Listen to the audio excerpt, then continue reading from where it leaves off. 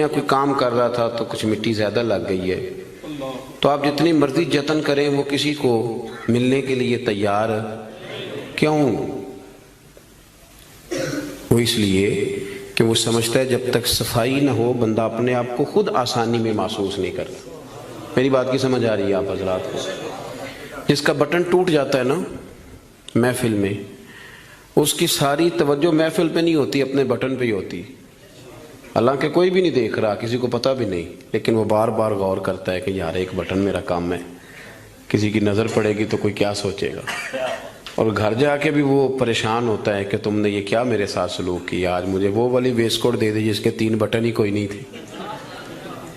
میری بات کو سمجھیے گا، یہ اور آپ جتنے مرضی بڑے ہیں آپ اپنے آپ کو بڑا محسوس نہیں کرتے۔ کپڑے ان دھلے پڑے تھے، دھونے والے تھے، حضور گھر تشریف لے آئے۔ اللہ کے رسول صلی اللہ علیہ وسلم نے فرمایا عائشہ انہیں دھو ڈالو۔ کپڑے جب دھل جاتے ہیں تو اللہ کی تسبیح کرنے لگ جاتے ہیں، یہ جب دھل جاتے ہیں تو اللہ کی تسبیح کرتے ہیں۔ صفائی ایک بڑا ضروری کام ہے، اور نبی پاک صلی اللہ علیہ وسلم نے اس کو پسند کیا ہے۔ ایک شخص حضور کے قریب سے گزرا تو اس نے بکھرے ہوئے اس کے بال تھے اور بڑے اس کی پراگندہ حالت تھی۔ کچھ لوگ آرٹیفیشل درویش بھی بن جاتے ہیں، میک اپ کر کے بھی درویش بن جاتے ہیں، یعنی بلا سارا کچھ گھر میں پڑا ہے لیکن کہتے نہیں میں درویش ہو گیا ہوں، تو اس کو بھی شریعت پسند نہیں کرتی۔ تو صحیح ستہ کے اندر یہ روایت موجود ہے کہ نبی کریم صلی اللہ تعالیٰ علیہ وسلم کے پاس سے وہ شخص گزرا تو حضور نے بلا لیا اور بلا کر کے فرمایا یہ کیا حال بنایا ہوا ہے، تیرے کپڑے کس طرح کے، کنگھی کیوں نہیں کی؟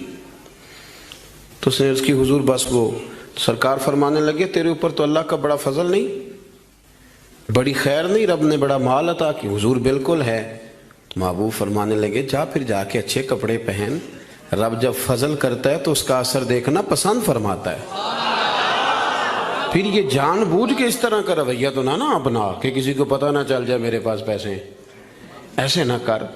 تو صفائی ستھرائی، آپ ظاہری طور پر اگر آپ صاف ستھرے نہیں ہوتے تو آپ کسی محفل کے قابل نہیں رہتے۔ آپ 4 دوستوں کی محفل میں بیٹھنا اپنے لیے بوجھ محسوس کرتے ہیں، تکلیف ہوتی ہے کہ یار میرے کپڑے ٹھیک نہیں۔ صحیح بتائیے گا، اگر انسان کے کپڑے صاف ستھرے نہ ہوں اسے سکون نہیں آتا، تو اگر اس کے دل پہ میل کچیل ہو۔ بہت سارے لوگ کہتے ہیں مجھے سکون نہیں، لیکن ہم ڈرتے ہیں نا، ہم ان کو بتا نہیں سکتے، ڈرتے ہیں۔ بے سکونی کی کچھ وجوہات ہوتی ہیں، کچھ سبب ہوتا ہے۔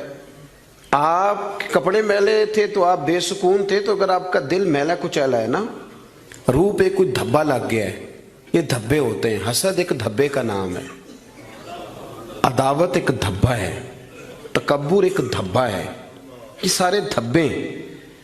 اور بخاری میں نبی پاک علیہ السلام نے خود فرمایا جب تم گناہ کرتے ہو تو تمہارے دل پر سیاہ نقطہ لگ جاتا ہے، تو آپ اس نقطے کی موجودگی میں سکون میں رہیں، یہ کیسے ہو سکتا ہے؟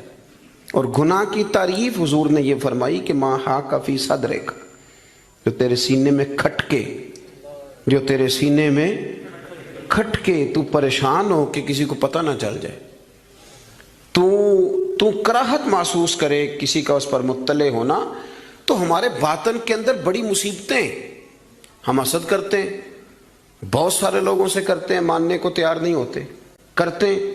بلکہ امام غزالی رحمۃ اللہ علیہ تو فرماتے ہیں کہ حسد تو پایا ہی مالداروں اور صاحب علم لوگوں میں جاتا ہے۔ وہ کہتے ہیں غریب آدمی یا ان پڑھ بندہ تو اس دوڑ میں شامل ہی نہیں ہوتا۔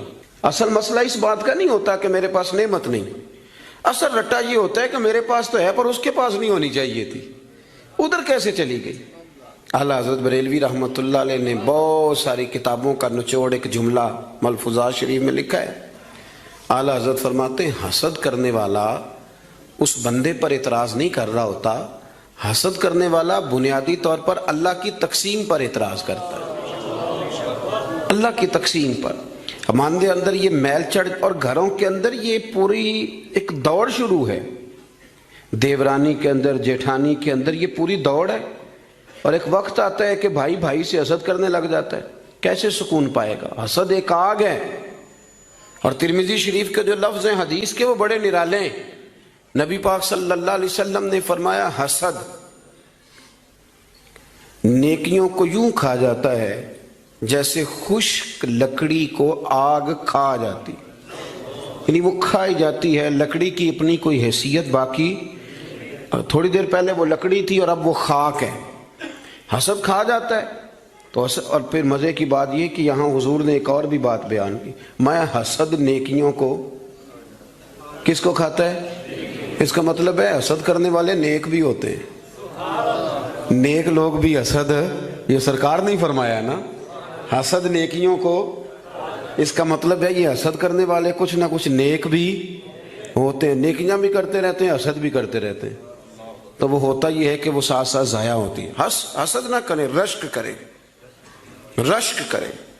آپ کہیں کیا بات ہے؟ جناب عائشہ صدیقہ رضی اللہ تعالیٰ عنہ فرماتی ہے میں نے ساری زندگی سیدہ خدیجہ الکبریٰ پہ رشک کیا ہے۔ کیا بات تھی اس عورت کی، ان کا رنگ بھی زیادہ گورا نہیں تھا، سرکار سے عمر بھی کچھ زیادہ تھی، 2 دفعہ پہلے نکاح بھی ہو چکا تھا، پر کیا قابل رشک بی بی ہے کہ جسے اپنی ساری حیات ظاہرہ میں میرے نبی پاک نے یاد کیا ہے۔ اب رشک کریں، کہیں کیا بات ہے، اللہ اسے دیا تو مجھے بھی دے، رشک سے۔ کنز العمال میں حدیث ہے، حضرت عائشہ صدیقہ رضی اللہ تعالیٰ عنہ فرماتی ہیں دوپہر کے وقت نبی پاک صلی اللہ علیہ وسلم کے صحابہ حضور سے ملنے نہیں آتے تھے، دوپہر کے کھانے کے بعد سرکار آرام کرتے تھے، کیلولا فرمایا کرتے تھے۔ ایک بوڑھی آ گئی ملنے، اس وقت صحابہ نہیں آتے تھے، بوڑھی آ گئی اور دروازے پہ آ کے جب اس نے اپنی آواز نکالی نہ، پوچھا کون ہے، تو اس کی آواز، کچھ آوازیں بندہ بڑا ان کا شناسا ہوتا ہے نا، وہ بڑی ذرا ٹھہر جا مؤذن میرا دل دھڑک رہا ہے، وہ کہیں کعبہ گر نہ جائے تیری شوخ اور مست اذاں سے، کچھ آوازیں بندے کے کان میں پڑتی ہیں تو مزہ آتا ہے نا۔ تو وہ خاتون باہر جب بولی تو سرکار دو عالم علیہ السلام آرام فرماتے فٹافٹ اٹھ گئے، حضور نے دروازہ کھولا، بوڑھی کو بٹھایا، کھانا کھلایا، دیر تک وہ باتیں کرتی رہی، سرکار جواب دیتے رہے، اور جناب عائشہ صدیقہ کہتی ہیں لوگ پہلے بھی بڑے آتے تھے پر آج ذرا انداز نرالا تھا، حضور نے بڑی محبت کی، جانے لگی تو حضور نے تحفے بھی بڑے ہی دیے، میرے کریم نے بڑا ہی پیار کیا، بڑا نوازا۔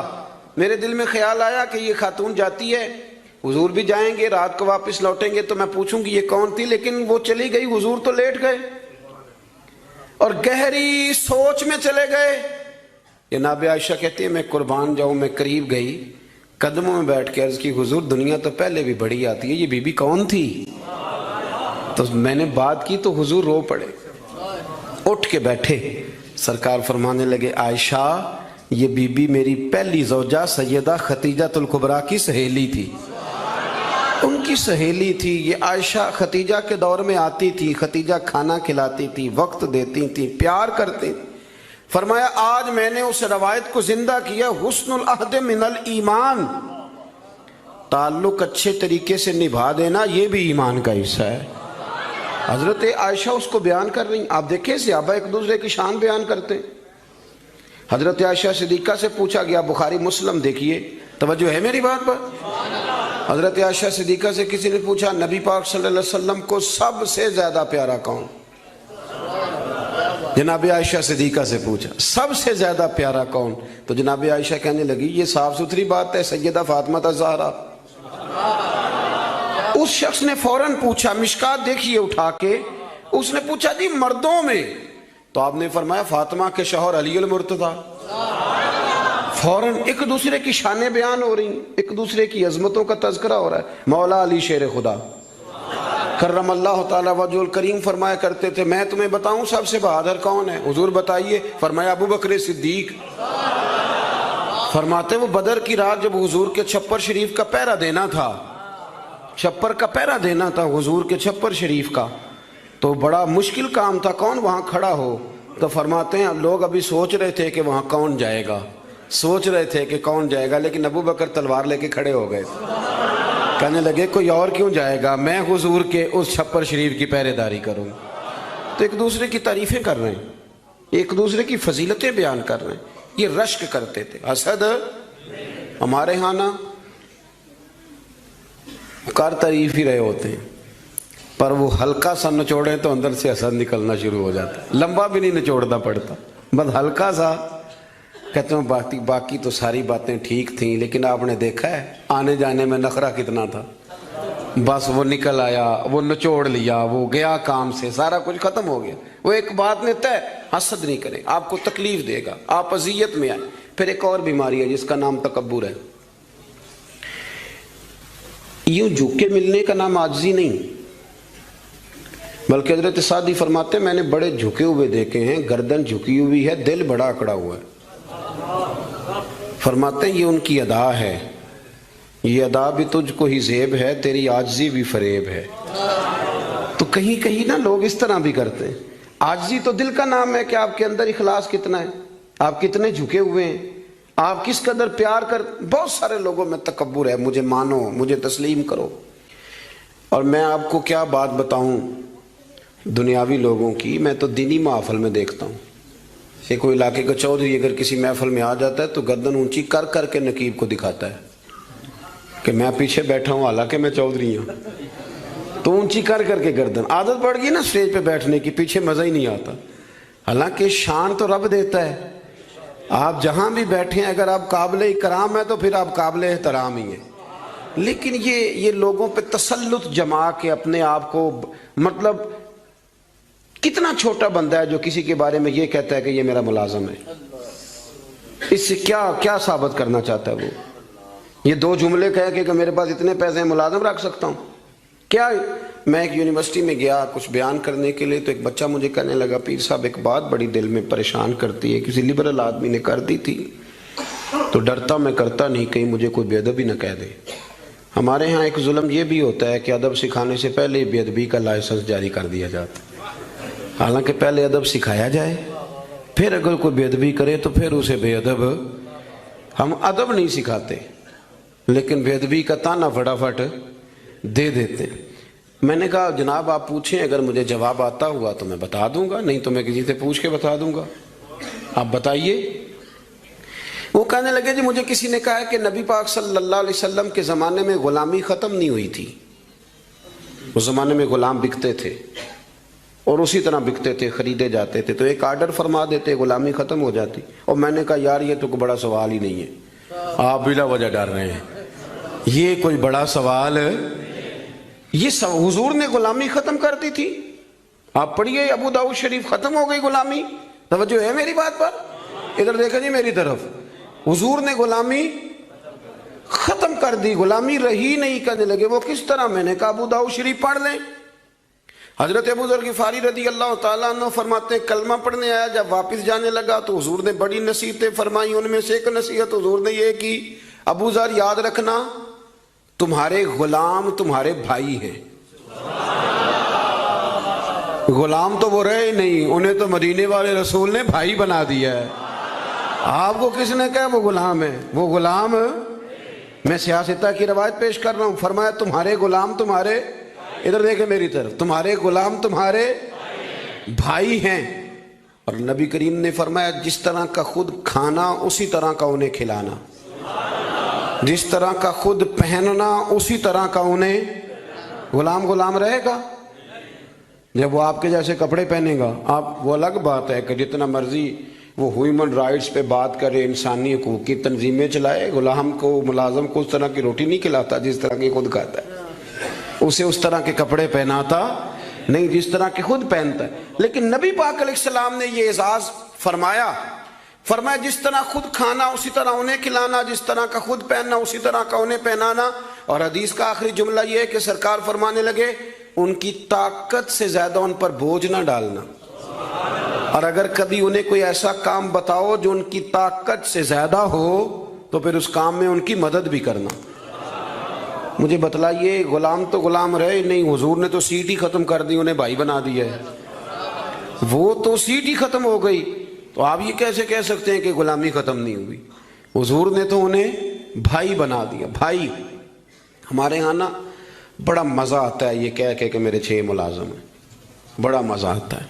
اور بڑا بندہ راضی ہوتا ہے جب وہ گاڑی میں بیٹھا ہوتا ہے تو 15 بندے آگے دوڑ رہے ہوتے ہیں، اس کو بڑا لطف آ رہا ہوتا ہے. لیکن اسے نہیں پتا کہ اس کے اندر تکبر آ گیا ہے. اب اس کے اندر ایک چیز پیدا ہو گئی جو اسے خراب کرے گی، وہ پھر کرسیاں ڈھونڈتا پھرے گا، اسے کہیں مزہ نہیں آئے گا۔ وہ نورانی محفل کے اندر بھی، روحانی محفل کے اندر بھی وہ تلاش کرے گا کہ کوئی مجھے جان لے، کوئی مجھے پہچان لے۔ وہ ہر جگہ پروٹوکول کا عادی ہو، اسے بیماری لگ جائے، کسی جگہ قرار نہیں پائے گا۔ وہ کہے گا پتہ نہیں مجھے سکون کیوں نہیں آ رہا۔ بھائی سکون تو آتا ہے چھپ جانے میں، سکون تو جاتا ہے کسی کونے میں جا کے اللہ اللہ کرنے میں، کسی کونے میں۔ بابا بلے شاہ صاحب، بابا صاحب رحمۃ اللہ علیہ فرماتے ہیں میں نے اعتکاف کبھی قصور میں نہیں کیا، اس گاؤں میں جاتا تھا جہاں مجھے جانے کوئی نہ، چلو 10 دن تو میں الگ ہو کے اللہ اللہ کر لوں۔ کہتے میں وہاں جا کے اعتکاف کرتا تھا، یہاں تو سارے ہاتھ چومنے والے تھے، اکثر کہا کرتے تھے اٹھ بلیا چلو تھے وسیے جتھے وس دینی سارے انے، اٹھ بلیا چلو تھے وسیے جتھے وس دینی سارے انے، نہ کوئی ساڈی ذات پچھانے نہ کوئی سانو منے۔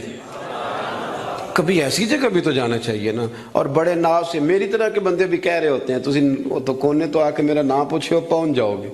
وہ کبھی اپنے آپ سے پوچھ تو صحیح کہ یہ تو کہاں مبتلا ہو گیا، یہ شہرت، یہ شور شرابے، یہ آنا جانا۔ مزہ تو تب ہے کہ صبح قیامت آپ کو پردوں میں ڈال کے کہہ دیا جائے کہ جا تیری پردہ پوشی کی، تیرا عیب نہیں کھولے جائیں گے، بغیر حساب جنت میں چلا جا۔ یہاں یہ شور کرنا، اپنا آپ دکھانا، اپنا آپ بتانا، یہ تو علامت تکبر ہے۔ تھوڑا سا نیچے رہیں۔ یہ ہوتا ہے کئی دفعہ کہ انسان کچھ اللہ تعالیٰ اسے وقار دے دیتا ہے تو اس کا قد اونچا ہو جائے، اس کی سیٹ اونچی ہو جائے، لیکن دل اس کا سکون میں رہے۔ امام غزالی روایت لائے ہیں، حضرت حذیفہ بن یمان رضی اللہ تعالیٰ عنہ فرماتے ہیں میں اپنے قریب محبوب علیہ السلام کے ساتھ میں سفر کر رہا تھا، گرمی کا موسم تھا، سفر کرتے کرتے کرتے کرتے ہم ایک باغ کے قریب سے گزرے تو سامنے کنواں نظر آیا۔ حضور فرمانے لگے حذیفہ یار گرمی بڑی ہے، غسل نہ کر لیں؟ میں نے کہا حضور بڑی بات ہے، کر لیں۔ کہتے ہیں سرکار کنویں کے قریب گئے تو کپڑوں سمیت غسل کرنے لگے، پھر بھی مجھے فرمایا کہ ذرا چادر نہیں تان لیتے؟ میں ذرا پسند نہیں کرتا کہ یہ گرمیوں میں ہمارے بچے جس طرح کا لباس پہنتے، یہ تہذیب کے مطابق نہیں، تہذیب کسی اور چیز کا نام ہے۔ آپ ذرا کھلا لباس پہنیں اور آپ ذرا کچھ چیزوں کو چھپائیں، آپ مہذب لگیں گے، آپ مناسب لگیں گے۔ کالی بنیان پہن کے تو گلی میں نکل جانا، گلی میں کیا گھر میں بھی بیٹیاں ہوتی ہیں، بہنیں ہوتی ہیں، کیوں اس طرح کا لباس پہنتے ہیں جو غیر مناسب محسوس ہو؟ حضرت حذیفہ بن یمان رضی اللہ تعالیٰ عنہ فرماتے ہیں حضور کپڑوں سمیت غسل فرما رہے تھے، پھر بھی مجھے فرمایا چادر تان لو۔ توجہ ہے میری بات پر؟ یہ نوجوان ذرا زیادہ غور کریں کیا عرض کر رہا ہوں۔ کہتے میں چادر تان کے کھڑا ہو گیا، حضور غسل کرنے لگے تو پانی ٹھنڈا تھا، گرمی بھی بڑی تھی، حضور کو نہ ذرا لطف آیا تو فرمانے لگے تھوڑا اور نہ نہا لوں؟ میں نے کہا حضور نہائیں۔ کہتے ہیں سرکار کو اور لطف آیا، فرمانے لگے ذرا اور نہ نہاؤں؟ میں بڑا مطمئن تھا، بڑا راضی تھا کہ مجھے نوکری کا موقع مل رہا ہے۔ کہتے ہیں ایک دو دفعہ سرکار نے فرمایا، پھر حضور بس کرنے لگے تو میں نے کہا حضور تھوڑا اور غسل فرمائیں، گرمی بڑی ہے۔ کہتے سرکار اور غسل کرنے لگے، خاصی دیر حضور نہائے، غسل فرمایا، فارغ ہو گئے نا جب، میرا کلیجہ بڑا ٹھنڈا تھا کہ میں نے نوکری کر لی۔ جب فارغ ہو گئے تو حضور مجھے فرمانے لگے چل اب تو غسل کر۔ اگر روٹی بچ جائے تو بندے ڈرائیور کو بھیج دیتے، اگر کبھی بچ جائے۔ چلیں آپ نے کون سا مجھ سے ناراض ہونے، آپ تو اپنے ہیں۔ اگر کوئی دیگ بڑھ جائے تو مدرسے بھیج دیتے کہ وہ اس کو کہتے آپ یہی ہیں کہ اس کے پیروں کے نیچے فرشتے پر بچھاتے ہیں، یہ بھی آپ کہتے ہیں کہ آفت جی آپ کی بڑی شان ہے، آپ نماز پڑھاتے ہیں، پر دیگ وہ بھیجنی ہے جو بچ گئی، وہ آپ بھیج دیں۔ بچ گئی ہے، وہ زیادہ تھی تو ہم نے کہا چلو بچوں کو دے دیتے۔ یہ اعزاز نہیں دیا، دیگ دے دی پر آپ نے عزت نہیں دی، وقار کا مزہ نہیں آیا اس کا، یہ کوئی سرور والا کام نہیں۔ میرا ایک دوست مجھے ایک دن کہنے لگا حضرت جی اگر کوئی ٹائم ملا نہ نکلا تو میں آؤں گا۔ میں کہ یار نہ آئیے دا کوئی مزہ ہے، ساڑھے کو تو ٹائم کٹ کے آنا یار، حد ہو گئی۔ تو کہے کہ میں بڑا مصروف ہوں پر آپ حکم تو کرے، میں سویرے ہی آیا۔ یہ کیا بات آپ نے، اسی کو بچے کچھ ٹائم آ لیا ہمارے پاس تو آ، تھوڑا سا سارا کچھ چھوڑ چھاڑ کے پتہ چلے کہ تو آیا ہے۔ میری بات کی سمجھ آ رہی ہے؟ میرے عزیز بات کو سمجھنا ہے آپ نے۔ حضرت حذیفہ بن یمان رضی اللہ تعالیٰ عنہ فرماتے ہیں کہ جب حضور غسل فرما چکے تو کہنے لگے اب تو غسل کر. کہتے ہیں میں غسل کرنے لگا تو سرکار نے فرمایا چادر مجھے دینا میں تان کے کھڑا ہو جاؤں. یعنی نبی کریم کی بات کر رہا ہوں. وہ ساری زندگی پیر صاحب نوکری کراتے رہتے ہیں, مرید پہ چڑھ جائے نا قرضہ تو کہتے ہیں اس کا ذاتی معاملہ ہے. تو جب تیرے گھر جھاڑو دے رہا تھا پھر نہیں ذاتی معاملہ تھا؟ تھوڑی تو بھی پیار کر لے, کبھی تو بھی ان کے ساتھ کہہ. وہ میرے ایک دوست ہیں پیر صاحب, تو عرس پہ میں گیا ہوا تھا تو ان کا بچہ وہ اپنے بیٹے سے پوچھتے ہیں کہ پتر وہ دال والا جو دیگ ہے وہ گرم ہی ہے نا؟ کہنے لگا ابا جی بس ٹھیک ہی ہے چل جائے گی. یعنی گرم کرنا بھی پسند نہیں صاحبزادے کے لیے. ابا جی چل جائے گی. تو پیر صاحب نے بڑا اچھا جملہ کہا, کہنے لگے پتر جب تو مریدوں کے گھر جاتا ہے تو تیرے ساتھ یہ سلوک کرتے ہیں؟ اس طرح تو نہ کر یار, کم از کم تیرا زور لگے گا ایک آرڈر ہی کرنا ہے ذرا گرم ہو جائے. پر ہم سمجھتے نہیں نا چیزوں کو, الا ماشاءاللہ اچھے لوگوں کی بات نہیں کرتا. میرے بھائی حضرت حذیفہ بن یمان رضی اللہ تعالیٰ عنہ فرماتے ہیں قربان جاؤں کریم رسول نے چادر تان لی, میرے لیے چادر تان لی, میرے لیے. تو امیر حرم میں فقیر بے نوا, تو کجا من کجا. یعنی میرے لیے چادر, میں گلیاں دا روڑا کوڑا تے میں نو محل چڑھایا ہے سانیاں. حضور نے چادر تان لی, کرنا غسل. اگر مجھے گرمی لگ رہی ہے تو تجھے بھی تو لگ رہی ہے نا. حضرت حذیفہ بن یمان کہتے ہیں میں نے کہا حضور میں بغیر چادر کے, فرمایا نا میں کھڑا رہوں گا تو کر غسل. حضرت حذیفہ بن یمان کہتے ہیں تھوڑا سا غسل کر کے میں نے چھوڑ دیا. حضور فرمانے لگے نہیں اور نہا ذرا. کہتے ہیں میں نے عرض کی یا رسول اللہ صلی اللہ علیہ وسلم میں نہا لیا. فرمایا نہیں تھوڑا اور غسل کر. فرماتے میں نے اور غسل کیا. تھوڑی دیر کے بعد فارغ ہوا, میں نے کہا حضور مہربانی فرمائیں میں نہا چکا. تو فرمانے لگے نا ہمیں اتنی دیر میں نے کیا ہے, تو بھی اتنی دیر غسل کا. حضرت حذیفہ بن یمان کہتے ہیں میں رو پڑا. میں نے کہا محبوبہ تیرے کرم پہ قربان جاؤں, اب بس کریں. حضور میں نہا چکا ہوں. تو حضور فرمانے لگے حذیفہ گھر سے کٹھے نکلے تھے نا, گرمی میں ایک جیسا سفر کیا ہے نا یار, تو غسل کر. مجھے اچھا لگا یار یہ کیا سٹیٹس ہم نے بنا لیا. ہم اپنوں کے بیچ بھی اسی طرح رہیں گے. ہم اپنوں کے بیچ جو ہمارے اپنے ہیں ہم ان سے بھی کبھی, میں مسجد میں بیٹھا ہوں باوضو, ابھی میں نے عشاء پڑھی ہے. کو دیانتداری سے بتاتا ہوں, میں بیمار ہو گیا تو بڑی میری ٹانگوں میں ٹائیفائڈ بخار تھا, تو بڑی سخت تکلیف میری ٹانگوں میں آئی, اذیت آئی.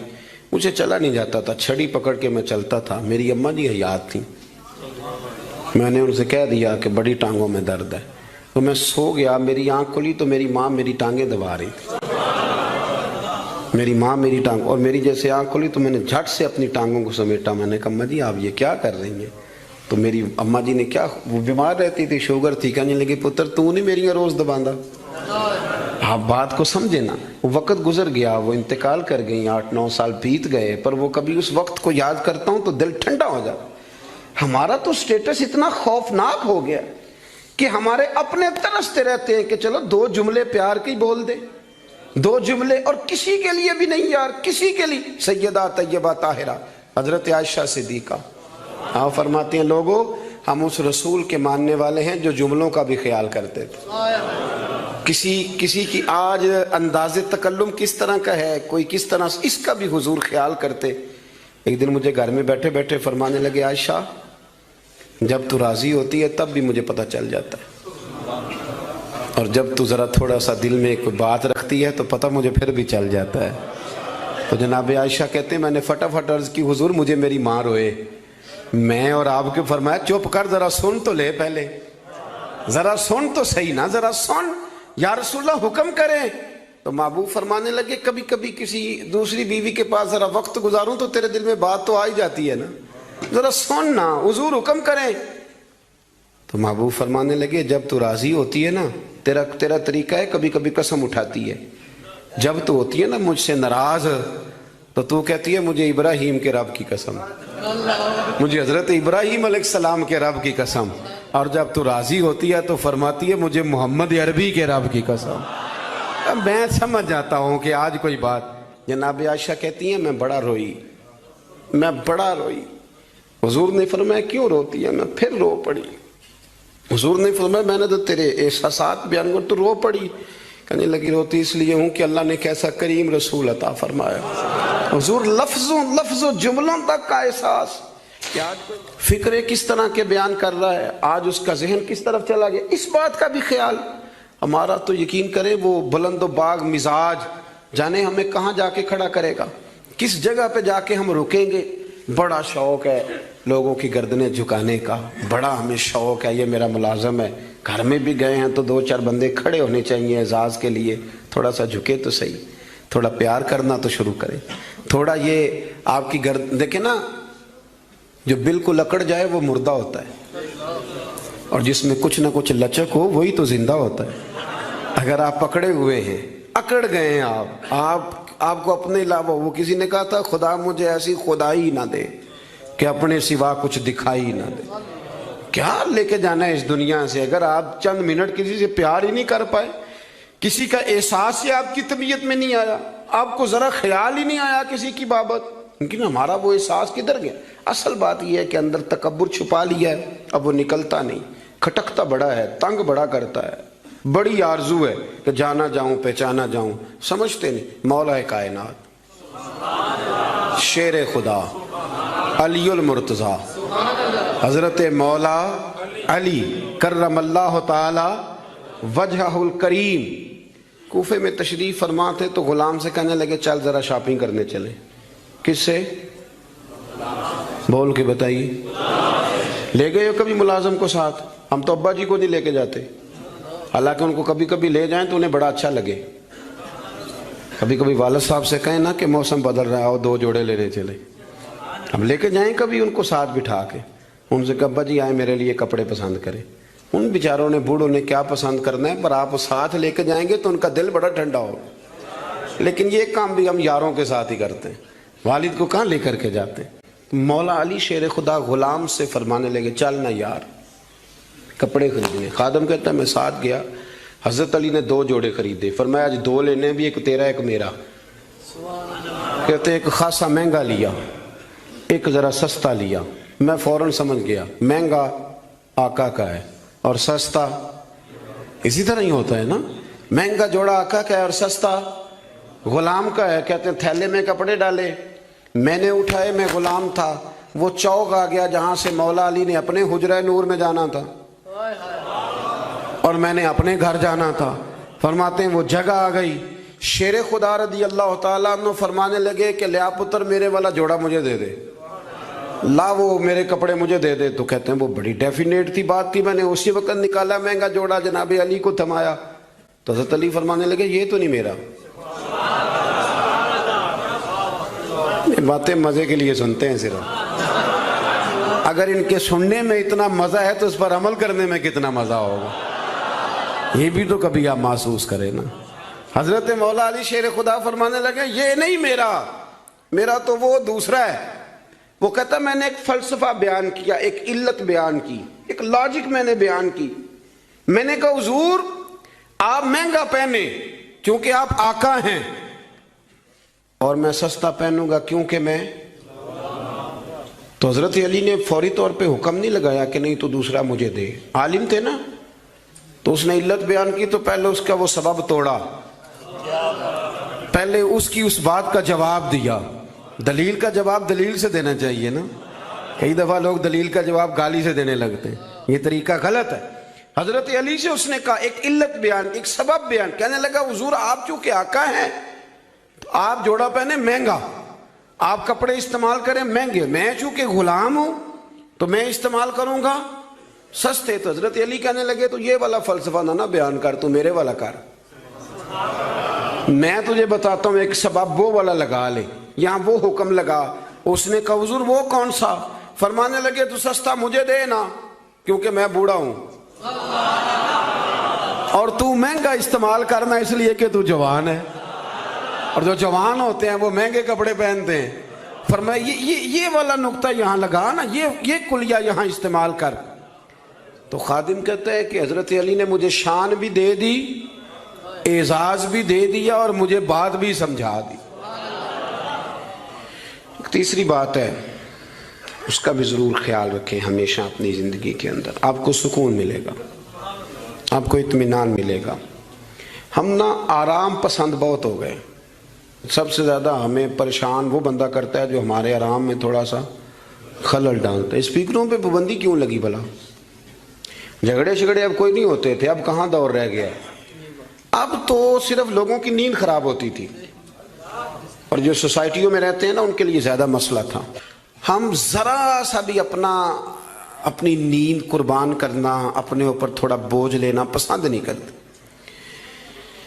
رات کو کچھ لوگوں کو جاگتے رہنا بڑا ضروری ہے. ڈاکٹر کے لیے اپنا موبائل آن رکھ کے اسے سونا چاہیے، یہ میری گزارش ہے. اس لیے کہ کسی وقت بھی کوئی مریض اس کو فون کر سکتا ہے. جو لوگ سیکیورٹی اداروں سے تعلق رکھتے ہیں ان پر ضروری ہے کہ وہ رات بھی اپنے موبائل کو آن رکھے. جن کی ذمہ داری میں کچھ لوگ ہیں، میرے پاس ایک ایسا نمبر ہے، رات بھر وہ نمبر، میرے پاس مدرسے کے بچے ہیں، وہ کسی وقت میری ضرورت پڑ سکتی ہے. مجھے سینکڑوں دفعہ کہا ہے گھر والوں نے بھی باہر والوں نے بھی کہ آپ اس کو بند کر دیں، تو میں کہتا ہوں پھر یہاں تو مدرسہ بھی بند کروں نا. کیا ہو جائے گا؟ مثلا نیند تو اگر اللہ آپ کو سکون دینا چاہے تو 20 منٹ کی نیند میں نیند پوری ہو جاتی ہے، اور اگر وہ مالک بے نیاز ہے کبھی نہ سکون آئے تو سارا دن نہ بستر سے نکلے، سستی نہیں جاتی. صحیح کہہ رہا ہوں میں؟ تو تھوڑی اگر آپ اپنی نیند قربان کر لیں گے کسی کے لیے، کسی کو سکون دینے کے لیے، تھوڑی سی نہیں دیتے ہمیں تو بس یہ ہے کہ میرے لیے سارے جاگیں گے، میں نہیں اٹھوں گا کسی کے لیے. ہر آدمی ہائی الرٹ کھڑا رہے، اس سے انسان بہت بڑا خود غرض ہو جاتا ہے، اور جب وہ کسی کو سکون نہیں دیتا تو پھر اسے نیند بھی نہیں آتی. اگر ہم تھوڑا احسار کریں. حضرت انس بن مالک رضی اللہ تعالیٰ عنہ فرماتے ہیں رات کا وقت تھا، مدینے کے کونے سے چیخنے چلانے کی آواز آنے لگی بڑی شدت کے ساتھ. قاضی ایاز رحمۃ اللہ علیہ نے بھی لکھا ہے، اور بھی دیگر سیرت نگاروں نے نقل فرمایا ہے، ایک کونے سے تیز آواز چیخنے کی آنے لگی. فرماتے ہیں سب لوگ جمع ہو گئے جن کے کانوں میں آواز گئی. ہم نے نیزے، تیر، تلواریں، ساری چیزیں جمع کرنی شروع کر دی کہ ادھر جاتے ہیں اور جا کے دیکھتے ہیں وہاں کیا ہے. کہتے ہیں ہم تیاری کر چکے جب، اور ہم نے منصوبہ بنا لیا، اور جب ہم نے رخ پھیرا نا ادھر جانے کے لیے تو اللہ کے نبی صلی اللہ علیہ وسلم وہاں سے واپس آ رہے تھے. اور کہتے ہیں حضرت ابو طلحہ انصاری رضی اللہ تعالیٰ عنہ کے گھوڑے پر آپ سوار تھے، اور گھوڑے کی پشت پر کوئی اور چیز نہیں تھی، یعنی کوئی کجاوا نہیں ڈالا، کوئی کپڑا نہیں ڈالا، ننگی پشت پر حضور سوار تھے، ہاتھ میں ایک نیزہ تھا. اور حضور اکیلے گئے، اکیلے واپس آئے، اور آ کے فرمایا بھی سو جاؤ، کوئی پریشانی کی بات نہیں. وہ جانور لڑ پڑے تھے، میں دیکھ آیا ہوں، کچھ بھی نہیں ہے، سارے آرام سے سو جاؤ، کوئی ایسا مسئلہ نہیں. حضرت انس کہتے ہیں باقی تو ساری دنیا سو گئی تو میں ساری رات سوچتا رہا کہ محبوب تو ہماری سوتے ہوئے بھی نگہبانی فرماتے ہیں. جو حضور سب سے پہلے چلے گئے، دیکھ کے لوٹ بھی آئے، اس کا مطلب ہے کہ سرکار جاگ رہے تھے. حضور نے ویسے بھی فرمایا ہے کہ میری آنکھیں بند ہوتی ہیں، دل میرا بیدار ہی رہتا ہے. آپ یقین کریں اتنی خود غرضی، وہ پھر آہستہ آہستہ وہ خود غرضی. ہم پہلے خود غرض ہوتے ہیں، اپنے ابا جی سے کہتے ہیں کہ اب میرا گزارا نہیں ہوتا، میرے بھی بچے ہیں. یہاں سے ہم آغاز کرتے ہیں خود غرض ہونے کا. پھر کچھ عرصے کے بعد ہمارے بچے ہمیں کہنا شروع ہو جاتے ہیں کہ ابا جی اب ہمارا گزارا نہیں ہوتا، ہمارے بھی تو بچے ہیں نا. پھر وہ کبھی گونجتا ہے ہمارے کانوں میں ہمارا اپنا قول جو ہم نے کبھی کیا تھا اپنے والد کے لیے. اپنی زندگی میں اگر آپ عاجزی لے آئیں، انکساری لے آئیں، حسد چھوڑ دیں، پیار لے آئیں، رشک لے آئیں، اپنی زندگی کے اندر تھوڑا سا کسی کے لیے احسار کرنا شروع کر دیں، قربانی دینا شروع کر دیں، تھوڑا سا اپنے اوپر ہلکا سا بوجھ ڈالیں، تو شاید وجود تھوڑی دیر کے لیے تھک جائے لیکن روح کو بڑی آسودگی حاصل ہوگی، دل آپ کا سکون میں آ جائے گا. آپ ایسے محسوس کریں گے کہ میں اصلاح پذیر ہو گیا ہوں، میرے باطن کے اندر جو میل کچیل تھے وہ چھٹنے لگے، وہ دھبے اب آہستہ آہستہ کر کے دور ہونے لگے. آپ کی اس محفل میں بھلا مہمان خصوصی کون ہے؟ یہ بزرگ مشائخ تو آئے ہیں، ہماری سرپرستی کر رہے ہیں، لیکن اس محفل کا سب سے خاص بندہ وہ ہے جس نے محفل سے پہلے مسجد میں جھاڑو دیا، جس نے صفیں بچھائیں، جس نے اشتہار لگایا، جس نے جذبہ کا اظہار کیا. اس بیچارے کی شاید فوٹو بھی نہ آئے، شاید بہت سارے لوگوں سے جانے بھی نہ، لیکن میں نہیں جانتا، حضرت نہیں جانتے، مفتی صاحب نہیں جانتے، پر جس رب رسول کے لیے کیا وہ تو جانتے ہیں نا۔ اچھا وہ میں نے اس طرح کے کارکنوں کو اکثر دیکھا ہے کہ وہ دور کھڑے مسکرا رہے ہوتے ہیں محفل کو دیکھ دیکھ کے، میرا جلسہ بڑا کامیاب ہو گیا، دیکھو جی میری محفل۔ ان کو جو آسودگی حاصل ہوتی ہے نا دوسروں کو صفحے بچھا کے دینے میں، اعزاز دینے میں، محنت کرنے میں، شہرت تو کسی اور کی ہوئی، پوسٹر پہ نام تو میرا لگا، فوٹو تو میری لگی، اس بندے نے کیا کمایا؟ اس نے اپنے دل کا سکون حاصل کیا، اس نے راحت کمائی، وہ ٹھنڈا ہوا، اسے اللہ تبارک و تعالیٰ نے سکون کی دولت دی۔ وہ رات کو جب سوئے گا تو کہے گا میں نے کمال نہیں کر دی، حالانکہ کسی کو کوئی پتہ نہیں، اس کی وہ جو ساری باتیں ہو رہی ہیں وہ رب رسول کے ساتھ ہو رہی ہیں، اللہ نبی۔ یہ والا سکون تلاش کریں، پھر آپ دیکھیں کتنی جلدی اللہ تعالیٰ آپ کے دل کو سکون دیتا ہے۔